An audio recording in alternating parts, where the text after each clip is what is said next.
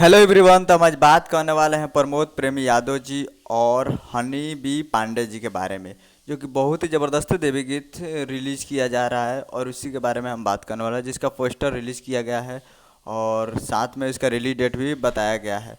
तो हम आज उसी के बारे में बात करने वाले हैं, प्रमोद प्रेमी जी के देवी गीत के बारे में, जो कि आपको स्क्रीन के ऊपर दिखाई दे रहा है। जिस सॉन्ग का टाइटल रखा गया 9 दिन जगराता हुई, जो कि 18 सितंबर को सुबह 6:30 पे ये सॉन्ग को रिलीज़ किया गया है। तो आप लोग अभी तक नहीं देखे हैं तो आप लोग इस 18 सितंबर सुबह 6:30 पे SRK music Bhojpuri YouTube channel पे जाकर देख सकते हैं, जिसे गीत लिखे हैं बिट्टू तिवारी जी और संगीत दिए हैं शशि रंजन जी।